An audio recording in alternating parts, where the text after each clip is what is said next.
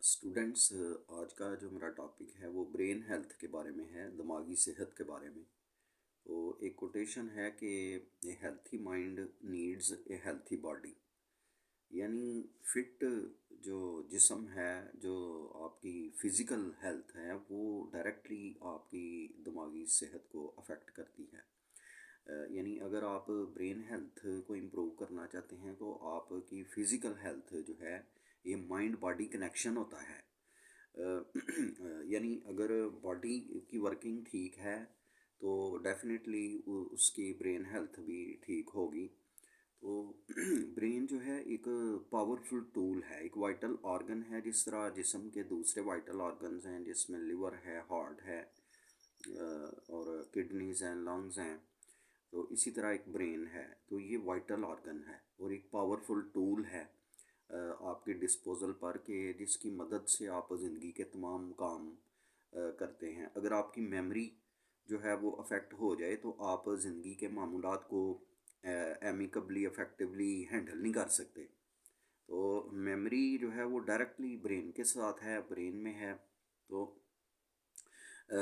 एक second brain भी होता है। एक ब्रेन वो है कि जो आप फिज़िकली उसको जानते हैं, जो दिमाग में है, स्कल में है। लेकिन एक सेकंड ब्रेन जो है वो है जो आप गट ब्रेन जिसे कहते हैं, यानी मैदे में होता है वो। और you will be surprise to know कि जो स्ट्रेस जो ब्रेन में क्रिएट होता है वो डायरेक्टली आपके गट फीलिंग के साथ कनेक्टेड होता है, जिसको इंट्यूशन भी कहते हैं।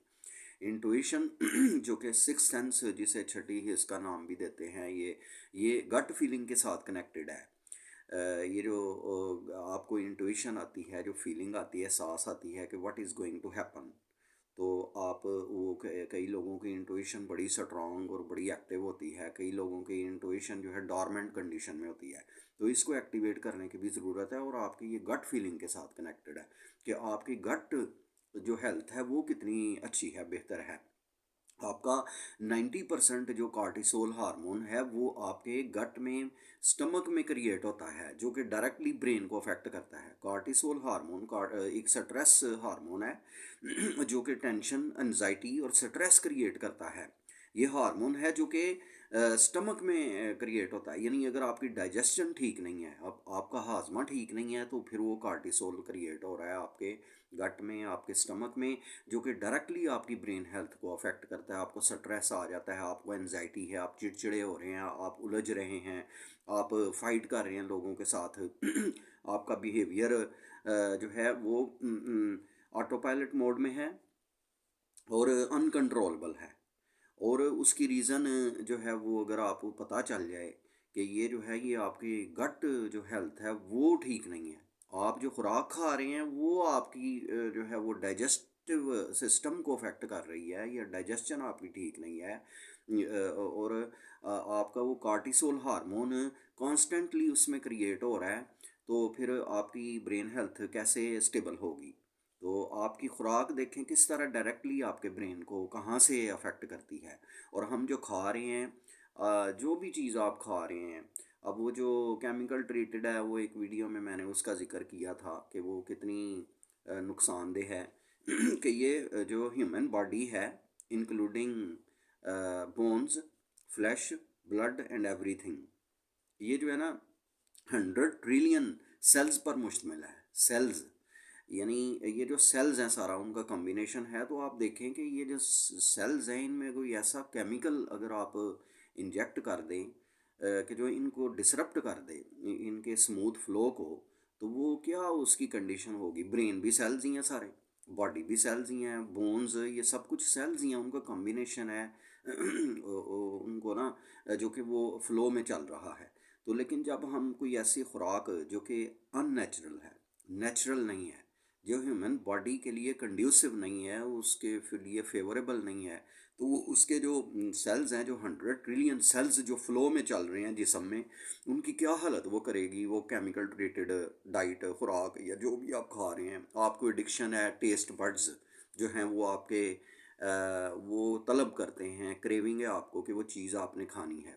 असल ये चीज़ है, अगर साइकोलॉजिकली देखा जाए तो वो चीज़ आप क्यों तलब कर रहे हैं, वो उसमें जो वो मैन्युफैक्चरर है जिसने वो चीज़ बनाई है वो आपकी साइकोलॉजी के साथ खेल के उसने उसके आपके टेस्ट बड्स को उसने जो है वो किया है, कंफर्म किया है उसके साथ, जो भी आप समझ लें, मतलब खेला है वो, और वो अब आप डेवलप हो गए, मीठा है, जो भी कोई टेस्ट ऐसा कोई यूनिक किस्म का टेस्ट आपको उसकी प्रोडक्ट में लगता है, और उसने वो जानबूझ के, आप पता नहीं वो कोई केमिकल है। अब ऐसी चीज़ें भी हैं जो कि फूड कलर्स उनमें इस्तेमाल नहीं होते। फूड कलर्स इतने महंगे हैं कि जो चीज़ आप बच्चे ये कैंडी वगैरह ये जो खाते हैं ना अगर वो फूड कलर उसमें अथेंटिक जेन्युइन इस्तेमाल करें तो वो कैंडी बड़ी महंगी हो जाती है, क्योंकि फूड कलर बड़े महंगे होते हैं। ये अवेयरनेस की बात है, हम बच्चों को जो खिला रहे हैं, अब वो आप मना करें तो वो मतलब वो ये एडिक्टिव हो गए हुए हैं, अब तो उन्होंने मीठा खाना ही है। तो आप ये देखें कि वो जो कलर है वो कौन सा डाल रहे हैं उसमें, तो कौन इनको रोकने वाला है, ये भी एक सवाल है। कि ये चलें, एक बड़ा डीप किस्म का क्वेश्चन है, सारे ही सुन रहे हैं इस वीडियो को। देखें, मकसद ये है वीडियो बनाने का कि जब आप अपने अंदर ये जो कॉन्फिडेंस होता है वो इंटरनल होता है। ये कॉन्फिडेंस वो नहीं होता जो आपको आउटसाइड बाहर से अप्रूवल से मिलता है। वो पता है किस तरह का कॉन्फिडेंस होता है? वो ये है कि आपने बड़ा अच्छा लिबास पहना हुआ है, महंगा कीमती कीमती घड़ी पहनी हुई है, कीमती गाड़ी आपकी बड़ी महंगी है, तो वो लोग आपको कॉन्फिडेंट फील करते हैं। लेकिन जैसे ही वो अपनी गाड़ी से दूर होते हैं आप, या वो कीमती लिबास आपने नहीं पहना हुआ, या वो कीमती घड़ी नहीं आपने पहनी हुई, आप सादा लिबास में, तो आपका कॉन्फिडेंस सारा शटर हो जाएगा। क्योंकि वो आपका एक्सटर्नल कॉन्फिडेंस वो सोर्स थे सारे।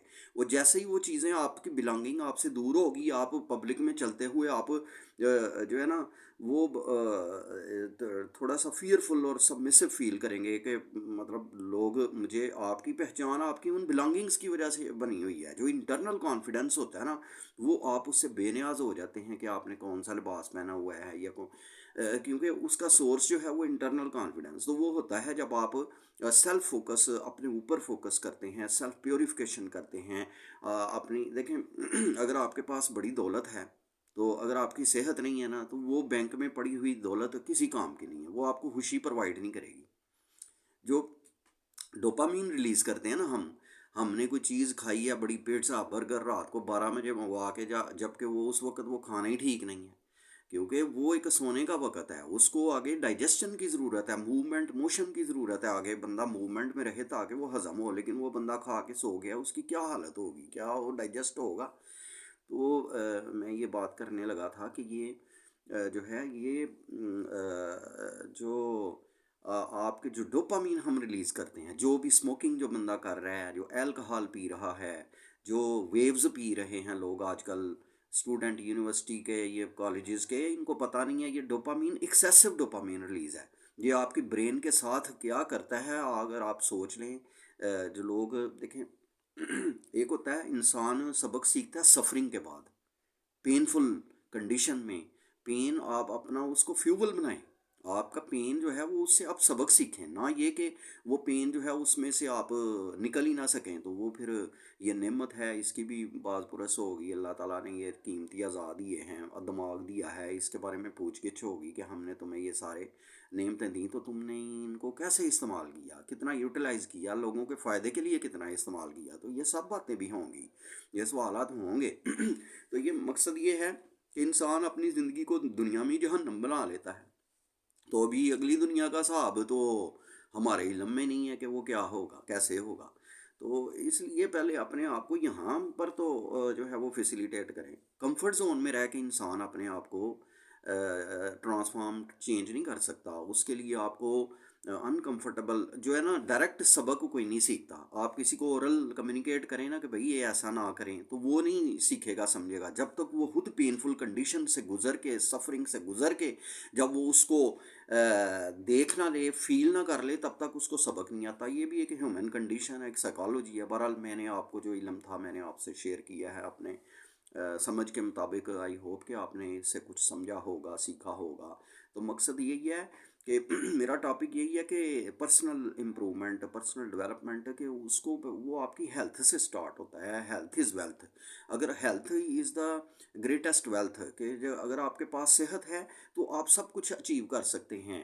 तो अपने आप को बदलते रहें, इल्म हासिल करें नफ़ा बख्श, कि जिससे आप अपने आप को बदलें। बहुत शुक्रिया।